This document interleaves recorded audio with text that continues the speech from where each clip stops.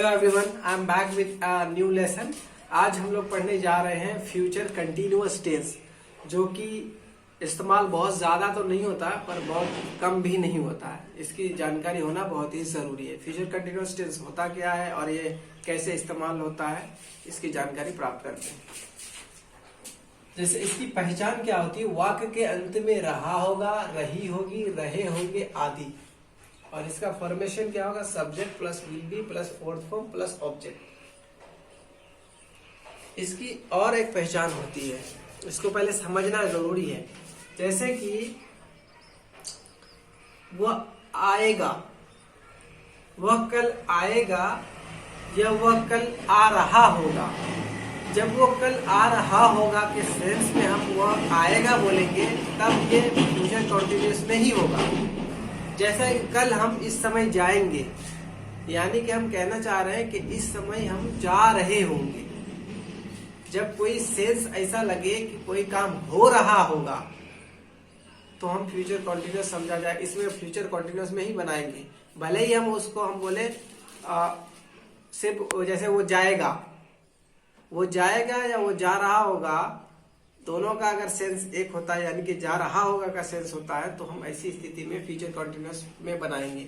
जैसे कल वो जाएगा या कल वो जा रहा होगा, तो ऐसी स्थिति में हम क्या बनाएंगे, फ्यूचर कंटिन्यूअस।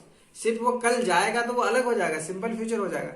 यानी कोई टाइम में कोई काम ऐसा हो रहा होगा, तो ऐसी स्थिति में हम फ्यूचर कंटिन्यूअस बनाते हैं।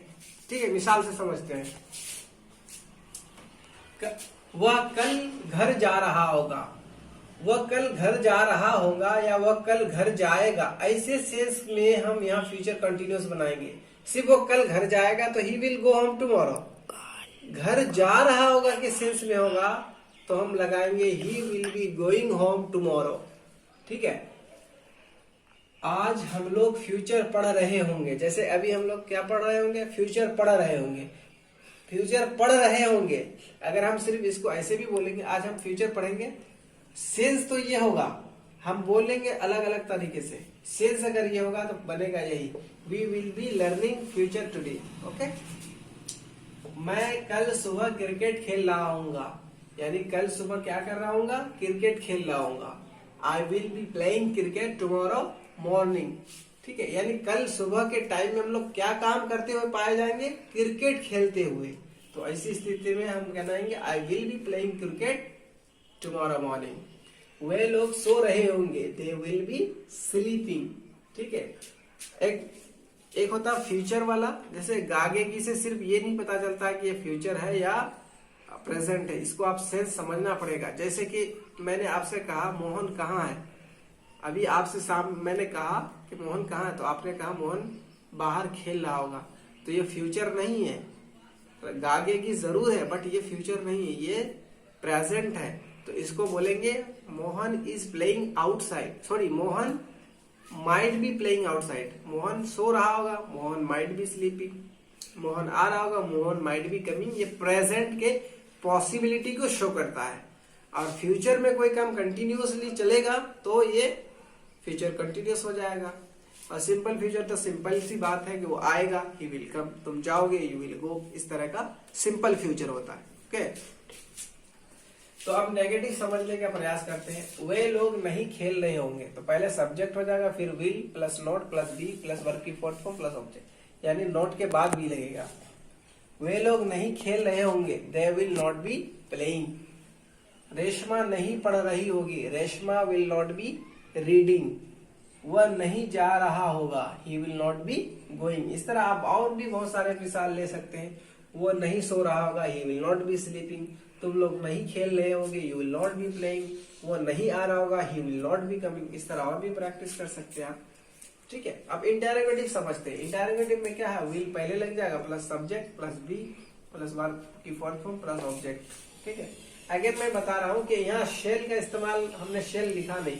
हमने पहली वीडियो, इससे पहले वाली वीडियो में भी बताया था कि शेल इसलिए नहीं लिखा हमने, क्योंकि शेल का इस्तेमाल आजकल बहुत, ये कह सकते हैं कि बहुत कम हो गया है, ना के बराबर इस्तेमाल होता है। किताबों में, न्यूज़पेपर्स में बहुत कम इस्तेमाल होते हैं, और डेली लाइफ में लोग यूज भी ना के बराबर करते हैं, इसलिए हमने शेल नहीं लगा। लगाया, ठीक है। एंड जैसे क्या तुम कल जा रहे होगे, तो will you be going tomorrow. क्या आज शाम वो आ रहा होगा, will he be coming today evening. क्या वे लोग पढ़ रहे होंगे, विल दे बी रीडिंग। इसको हम नेगेटिव में भी बना सकते हैं, इंटरोगेटिव प्लस नेगेटिव। क्या तुम कल नहीं जा रहे होगे, तो will you not be, not यहां लग जाएगा, फिर बी गोइंग टुमारो। क्या आज शाम वो नहीं आ रहा होगा, will he not be coming today evening. क्या वे लोग नहीं पढ़ रहे होंगे, will they not be reading. इस तरह आप और भी प्रैक्टिस कर सकते हैं, एग्जाम्पल ले सकते हैं, ओके।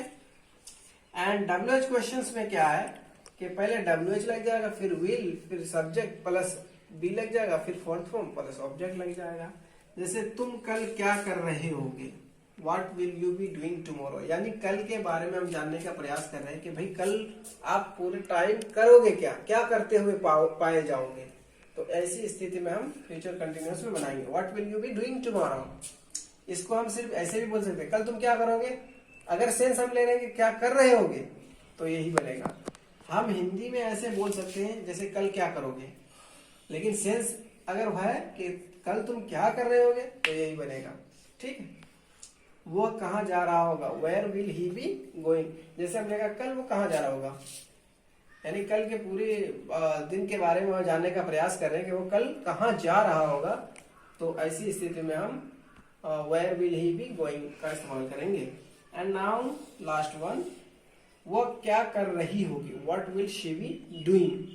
वो कहाँ जा रही होगी, where will she be going. इस तरह आप और भी बहुत सारा प्रैक्टिस कर सकते हैं। जैसे तुम कब आ रहे होगे, when will you be coming.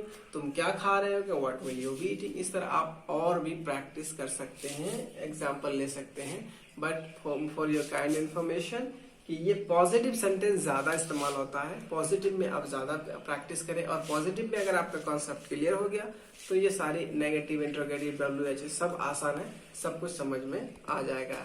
As usually I am giving 10 words every day, so without getting late, let's get towards words meaning.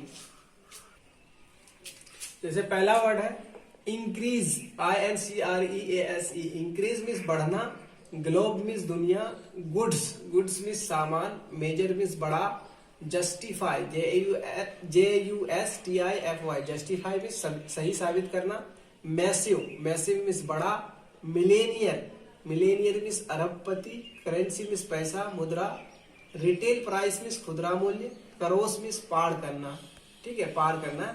And you can take the screenshot also.